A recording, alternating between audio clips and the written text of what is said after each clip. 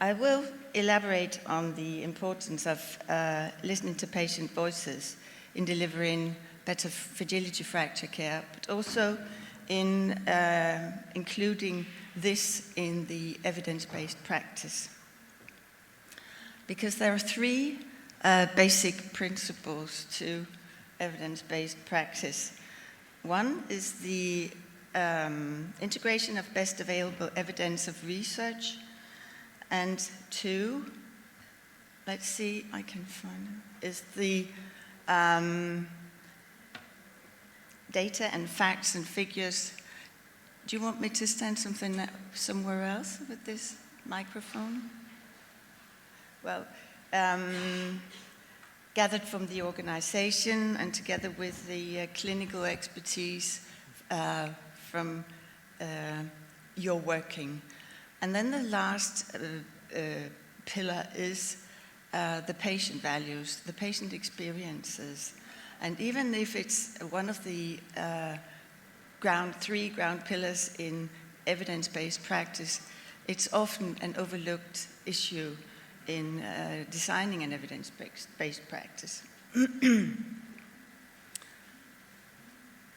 Now, this is an ED from somewhere in Denmark. Emergency departments are busy and noisy places, and I expect you can recognize this from your own countries or practices. And this is Otto. Otto fell and injured his right hip, and an ambulance brought him to the hospital.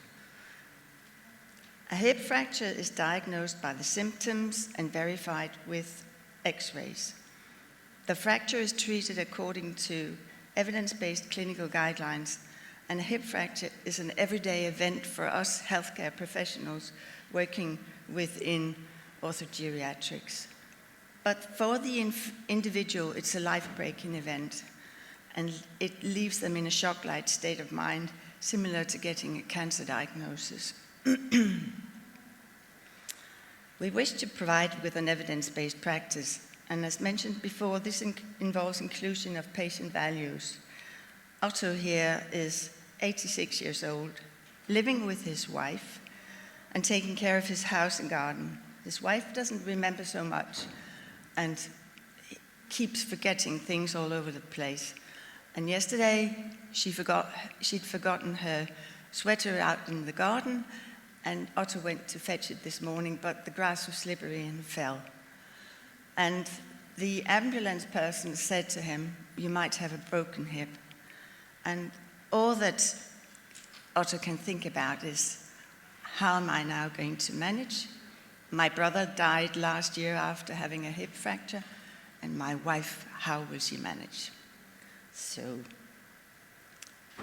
even though the doctor tells him everything about what he's going to expect during the hospital stay, Otto can't take it in. He's worrying and he's in pain. Oh, let's go a little bit back. All of my research, and together with my fellow researchers, is about patient perspectives and involving patient perspectives in designing patient and making them patient pathways better. And when we do this and involve the patient views, we're certain to have a perspective that includes the real persons. So when we've done all this, we've researched within patients having a hip fracture, patients having a humerus fracture, having distal fractures, and having ankle fractures. And we've got, even though patients declare that they would like to have individual designed patient pathways, we've discovered that there are similarities or themes across all patient pathways concerning a fracture, a fragility fracture.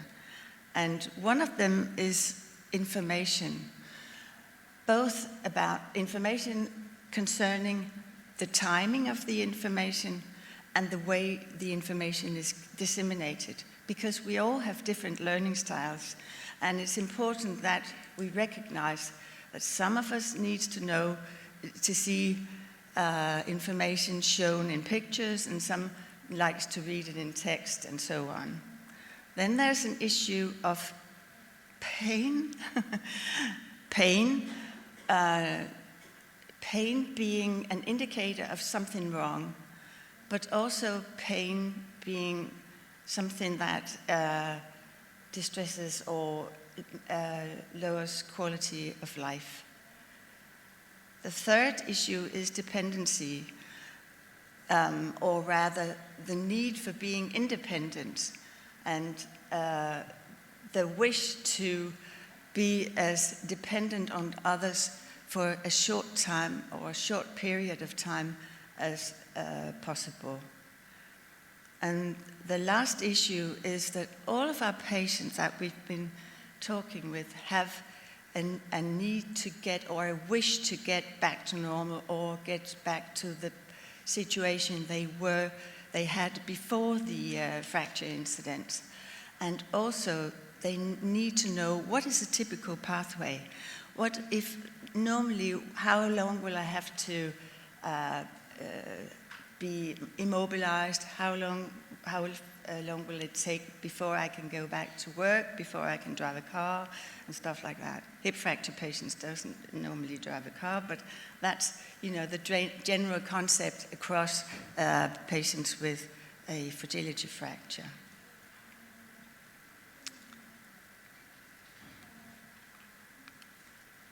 So, patients experience a fracture in different ways. It has different implications in their lives, and it has different implications according to their life circumstances and according to the individual resilience each patient has inside them. And if we want to empower them in order to be able to have the resilience to keep on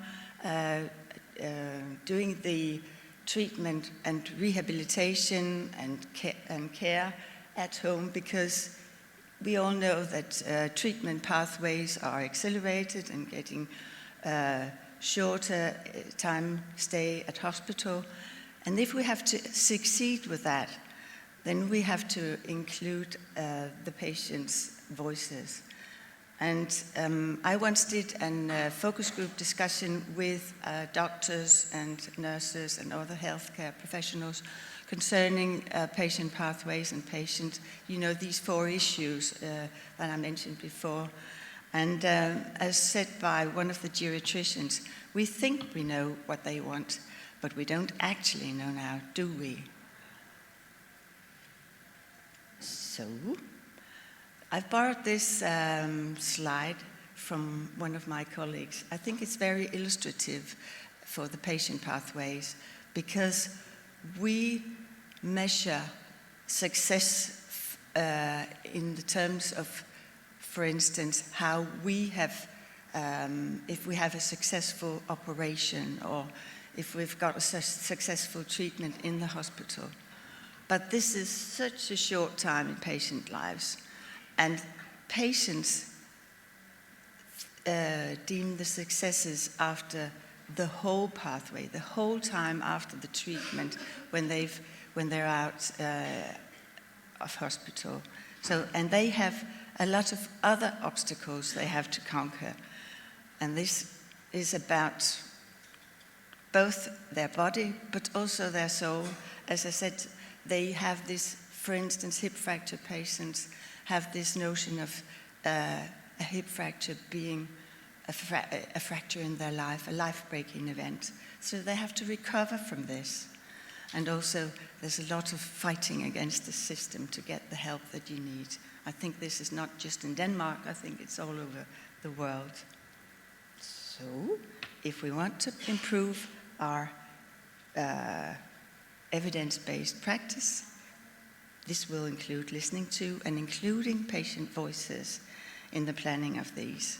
And you'll hear lots more about this in the following presentations.